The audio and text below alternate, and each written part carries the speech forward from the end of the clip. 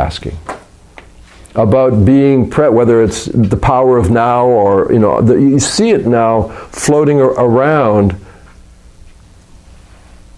that being aware of what's happening is important.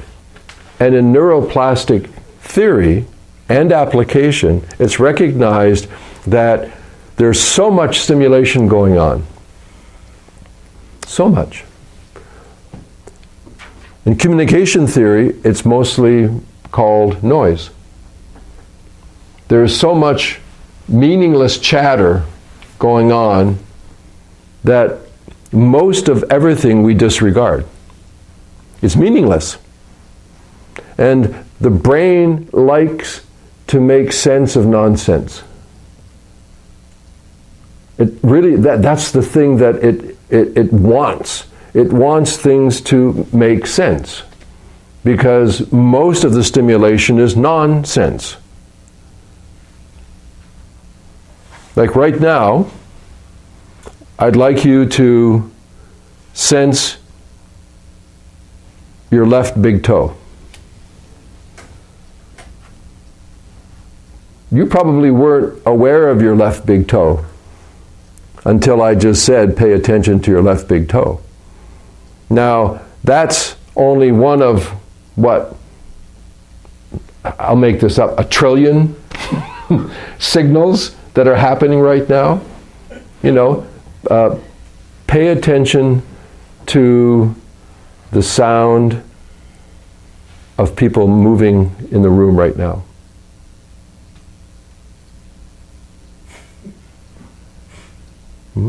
This little right?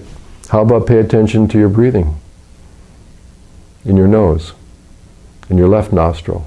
So there's so much signaling going on that is nonsense. You're unaware. It's unimportant. Neuroplastic change happens at the pivotal experience when attention attends the experience. I did it last night with Paula's left knee, if you were there. I'll do it right now again if you weren't there, here with Liz's right foot, right? Now what I'm going to do is something that I think will give her some pleasure, right? So she's feeling some pleasure in her right foot. If you were there last night, I won't do it. If I had a screwdriver and I jammed her right foot to create pain. And you know the answer if you're there last night. What do they have in common? The pleasure of the massage and the screwdriver of pain. What do they have in common? What is the same? I'm out of the camera. What do they have in... Attention. Yeah. In both cases, Liz's attention goes to her right foot. This is what pain and pleasure, the main job they have is to direct what we'll call the mind's alerted attention to something. And now, what was meaningless becomes meaningful. What was nonsense becomes sensible. Sensing. Awareness. This is at the root of all neuroplastic change, positive and negative. I'm not even talking about methodology, I'm just talking about the way that we walk through life. And this is why in classic behavioristic conditioning, you use reward and punishment. It calls significance to the moment. Right? That's why, and I think many of us here, are spiritual practitioners of some sort in some way, just generally speaking. It's kind of our tendency, right? You can see why many techniques are the way they are. Because if you proceed into the experience without attention,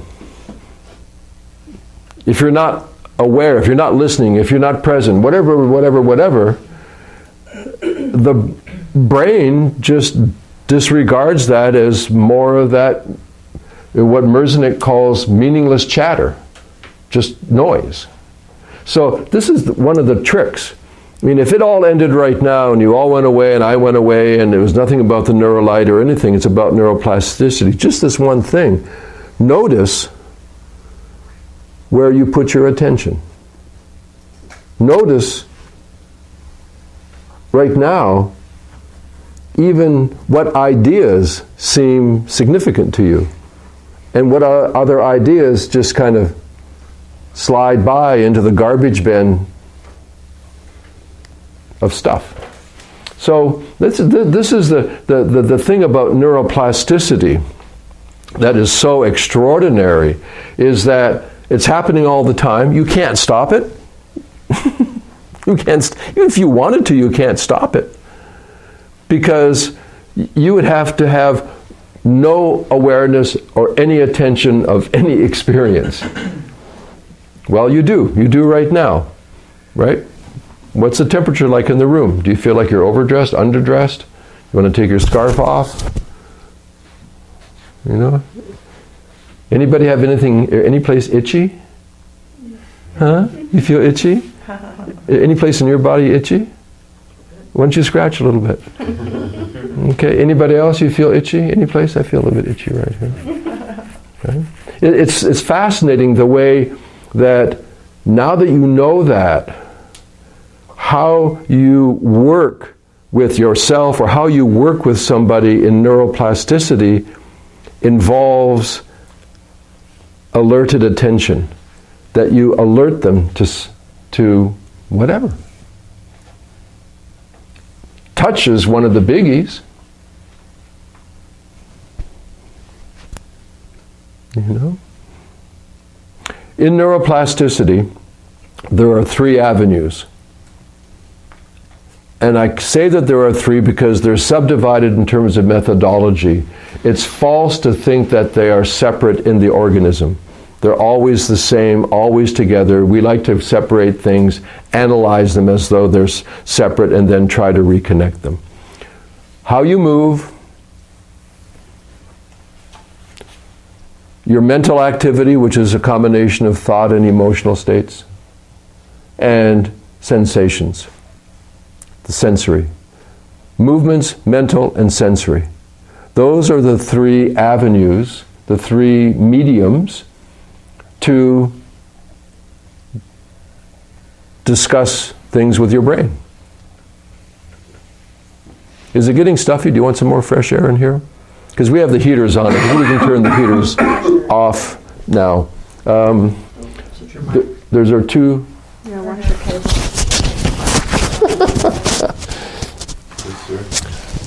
I've just been disciplined. Okay. Yeah, there's a switch on this one, on the cord.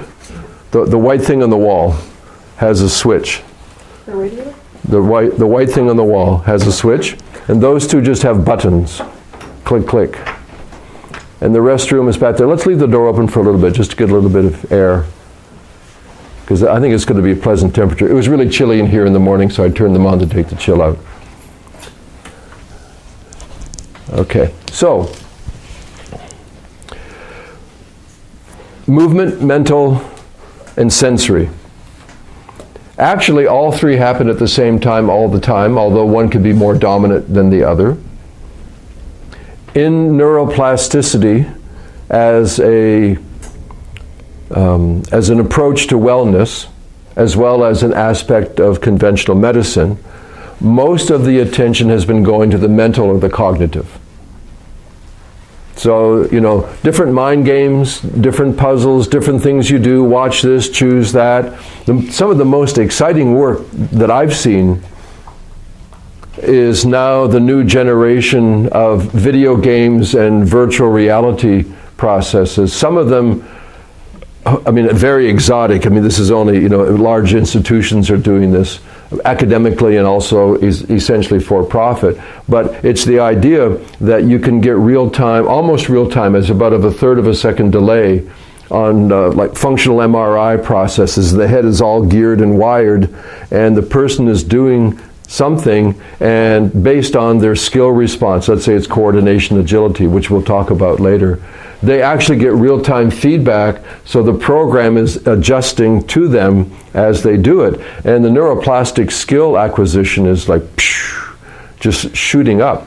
I live in Thailand, and of the 200 channels that I have in my satellite, I think 198 have soccer, or what, football. And I saw this new, it was part of a documentary, this new training technique. It's a room, and it has like a center, obviously, and then you have these different boxes. Each one is about a meter or so wide. And out from like different aspects, a soccer ball comes shooting out, a football, it comes shooting out, and another box lights up. So the person doesn't know where the ball is coming from and doesn't know where they have to kick it.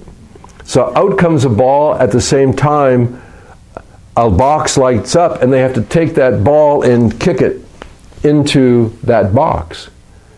It's outrageous. And the acquisition of coordinated skill set is going like that with these guys, because they can practice in this environment, and what they're doing is increasing, we'll talk about this specifically in the brain gym, they're increasing the coordination agility signaling in their brain, and they're increasing the degree of rate of the signal so that they can be more accurate faster. They're actually training, you think they're training their body, they're training their brain. They're training their brain in what's called contextual or field awareness of something coming from you don't know where, but you're open and you see it right away. Then at the same time, well, almost the same time, you see where you have to direct the ball that's coming from here over here. All of this, there's a lot of new stuff coming out in virtual reality as well. So it isn't just, extreme stuff where you try to, kill 17,000 guys with your video gun. The idea is that this is being used to slow down aging processes. It's being used for people that have traumatic brain injuries. It's being used all over the place. It's very, very cool. To me, the most accessible, and we'll take a break in a moment, the most accessible aspect of the mental aspect of neuroplasticity is what I call your mental movie. It's called the movie of me. I have a movie. It's called Garnet. I'm the producer, I'm the director, I'm the star, I'm the editor, I'm the critic, I'm the audience. It's the mental movie of me. You've got a movie called Robert. I don't know how much reading you've done in neuroplasticity. There's one guy named Joe Dispenza, he's a doctor, and he has a book. I think the book is really good, but the title of the book is worth the whole book. I got more from the title than from the book. Yeah. The title is Breaking the Habit of Being Yourself. Breaking the habit of being yourself. Wow. I never quite thought of me as a habit. And that maybe aspects of that are habits I'd like to break. And to break those habits, I actually have to break what I call me. So, breaking the habit of being yourself. What do you think, Bob, when you hear that? I love it. Yeah? What do you love about it? Okay, I'm gonna, because I think we should hear somebody else's voice, not just mine. What do I love about it? Huh? I just think it Okay, actively... my question is, and this is Robert, and the question is, what do you like about the title of a book called Breaking the Habit of Being Yourself? What does that mean to you when you hear that? Hold it close enough. Yeah, what it means is, to me, it means that we form these habits of living, Yeah. lifestyle, Yeah. and then we're entrapped in them. Yeah.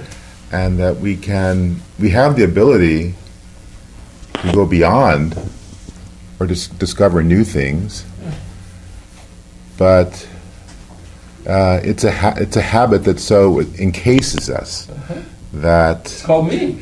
it is called me, but me is actually can go beyond what we think we are. Yeah, it's what's just a me mental anyway? concept. What's me, right? Right. It's what feels good or what feels right or what feels, even if it's a habit that's wrong, it's comfortable because this is what I think I need to do. I think what could go along with that, breaking the habit of being me. I think there's a synonym. It's okay, I'll do this. I think there's a synonym for me. It's reality. You know, breaking the habit of your view of reality and breaking the habit of being me. It seems like kind of like, I don't know if it's the same thing, but they're pretty close if they're not the same thing. Right? Or beliefs. Or, I mean, what you think is real, you think is real. Right. Maybe it's not. We perceive reality, what we call reality, based on... Say it again. We perceive what we call reality based on expectations. And we can change our expectations.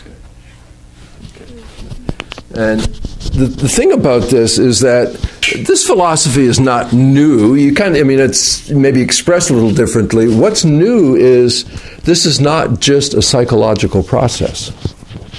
That's what's new. That this is based in a physical process.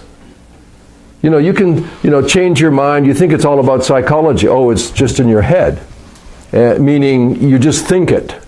But the thing is that you've got this thing called a brain, and whatever you believe about the mind or brain or whatever, I don't care, I don't know, I don't know. But the point is that all this stuff actually has a physiological basis. It's like having an exercise trainer that teaches you about how to do things with your body.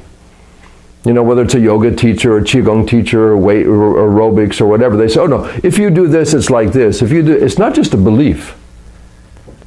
That even believing is a physical act.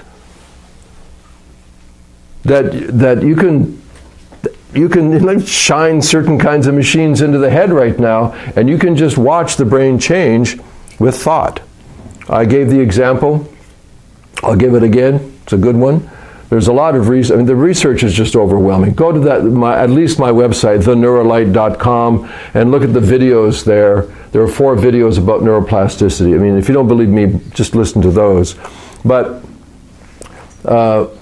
quickly, took a bunch of people, didn't know how to play the piano, right hand only, and they taught them to play certain notes on the piano.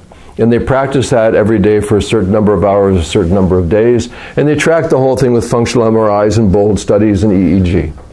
They took another group of people, they did exactly the same thing, except they only did it in their imagination. They never touched the keyboard. Same notes, same patterns, same number of hours of practice.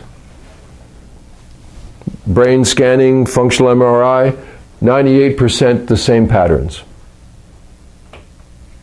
They did that a similar experience with injured divers 30 years ago. Yeah. This is a lot of... these things have been repeated again and again and again, but now what we're understanding is the applicability. As a fact, it's fascinating, but so what? Now we are getting into the application side of that.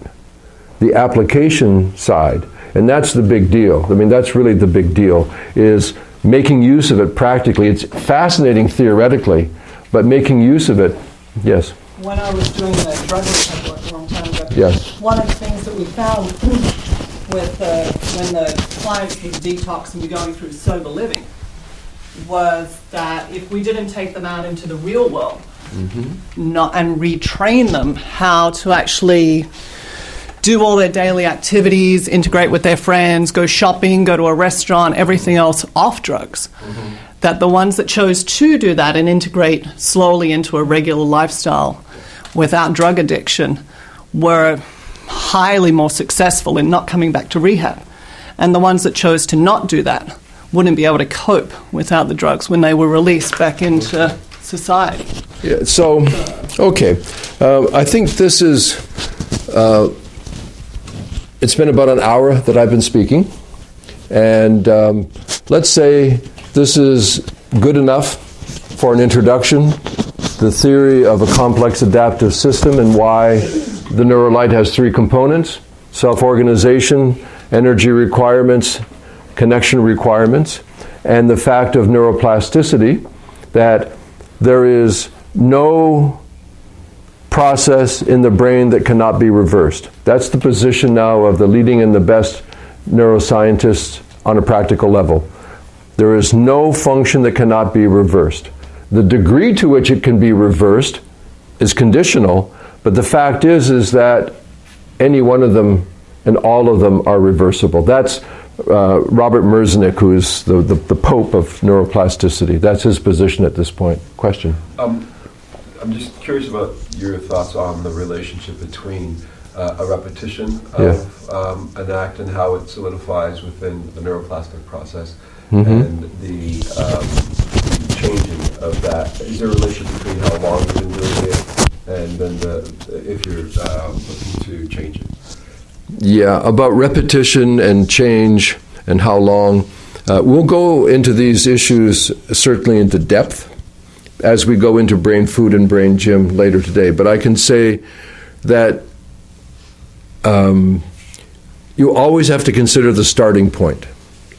You know, where a person is starting. If you're an exercise trainer and you ask the same questions about physical conditioning, and you had a 22-year-old who just did a triathlon, and you've got a 51-year-old perimenopausal woman semi-active, and you've got a 80-year-old sedentary individual, where you start gives you a lot of the guidance into those issues, a lot of that. I had said last night, and I'll repeat it quickly, that there are 4 categories of neuroplastic change. There are 3 types, but 4 categories. The 3 types are: you change the synapse, meaning that the pattern changes, but the wires are the same. I'm using dumb analogies, but the wires are the same, just the signaling pattern is different. That's synaptic. The other is called neurogenesis, where you actually have to lay down new cables. You create new nerves, new hard wires, because where you need to signal doesn't have the hard wiring. So you can't just change the signal configuration. You actually have to, the company comes along and lays cable out along your street. Neurogenesis. And the third one, a little complicated name, is called functional compensatory plasticity. That's where part of the brain that used to do some work doesn't work anymore. It's dead, maybe from a stroke, it's necrotic, or maybe in a horrible injury, that part of your brain got blown away. You don't have that in your head anymore. So proximate areas of the brain, close by typically, will adopt the functions. It's called functional compensatory plasticity, which is incredible. So those are the four types, but the categories of change which relate to reinforcement and repetition. I only got 3.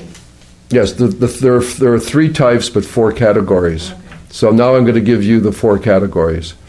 The 3 types are anatomical, and the 4 types are physiological. All right. So in terms of anatomy, the synapse patterns change in the anatomy. That's synaptic. Neurogenesis is when you get new nerves in the anatomy. And the functional compensatory is when one part of the brain anatomically takes over the job from a dysfunctioning part. So that's the anatomy aspect. Your question is more functional. And this training is not going to be all this like microscience stuff. It's going to be practical application. But if you have to have some appreciation of this to make sense of your methodologies. Otherwise, you're just going to cook recipes, but, if you don't have any cumin, all of a sudden you don't know what to do. I don't want you to be... In the beginning, you start to use methods and recipes. That's cool and that's fine. But you've got to be creative. You have to have insight. And sometimes you've got to change. It's like you've got a football Patriots, I can't believe it. You have to sometimes change the call in the play. Right? You have a plan, but you have to change it on the spot. I want you to be able to call plays, right in the hard count. So that's the anatomy. The physiology, the function is, I'll give you the names. We did it last night. Some people hate this stuff. Some of you love it. It's called functional plasticity. That's where the changes can happen in minutes, seconds to minutes to hours, meaning really fast right now. You can actually get neuroplastic change that fast. That's just functional. Easy come, easy go. Don't think it's going to be rooting well for long-term learning, but hey, sometimes you need help right now. And that help has to kick into gear pretty quickly.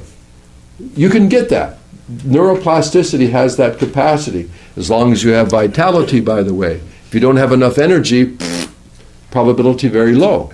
If the connectivity is poor, probability very low. But there is that category.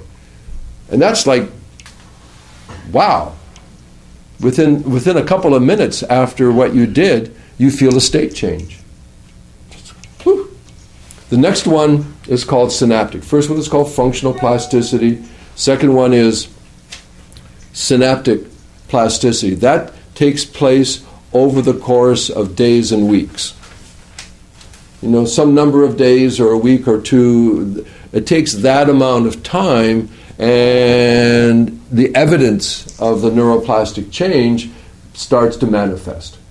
That's that's synaptic. First is functional, second is synaptic. Third one is neuronal, and that takes place over months. Usually the neuronal involves actually the neurogenesis. New nerve bodies are being created, and it takes a matter of months for those to complete the entire process of growing and then integrating. Because they don't just grow. When they grow, each neuron has probably got minimally 1,000 to 10,000 connections with other neurons. So it isn't just that the nerve grows. As the nerve is growing, it's connecting, thousands of times connecting. That's why it takes place over the course of months. Because it isn't just taking that long for a nerve to grow, it's for the nerve to grow and to integrate. Because now it's in the tribe. It's connecting. And if you figure exponentially, if even we choose a low number, if a neuron has on the average of 10,000 synaptic connections, that means it's 10,000 to the power of 10,000 for every neuron. Because every neuron, if it has 10,000 connections, those connections have 10,000 connections. It's like impossible numbers. That's why, as a complex adaptive system, like the weather, we can only deal with probabilities. That's why we'll talk about the brain skills sessions in depth. That's why they're called probability states. That's why there's a 50% chance of rain today. We live now using complex adaptive analysis for everything. It's not just the odds of the horse at the race, 31 odds on Billy Goat, but we talk about the probability of economic growth and the statistics in terms of what can happen in terms of the jobless rate and ocean temperatures and the weather and medical statistics. You've got a 51% risk factor if you take this drug, or if you don't take it, you have a 3% chance of complication if you don't take this drug. Doctor told me this one time. I'll skip the detail, but he said you have a 3% chance of this complication if you don't take this drug. I said, well, wait a minute. Let me rephrase that. I have a 97% chance of having no problem if I don't take the drug. He said, well, yes. He says, but by law I have to advise you of the risk that if you don't take this drug, there is a 3% chance. Not 3% that it will happen. It's just even then there's the 3% chance. It's not 3% guaranteed. I said, wait a minute. Let's put that the other way around. if I don't take this drug, I have a 97% chance of being totally fine without risking any side effects from the drug. He said, yes. I said, thanks. See you around. Right? The last one is systemic plasticity, and that takes place over the course of years.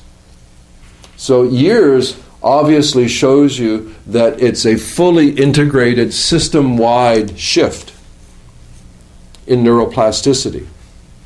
Now keep in mind, and saying shit isn't really swearing, is it anymore? Right? You can have good shit or you can have bad shit. And it follows the same rules.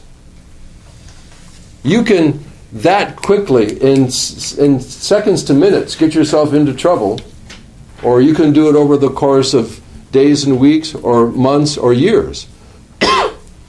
So it's not as though like, oh, this is all great news. It's provocative news. It's like, whoa, wake up news. Because you kind of wonder, like, how in the world did I ever get into this situation? Right? Just what do they say? You got to sleep the bed you made or something like that? What's that saying? What's that saying? Isn't it like that?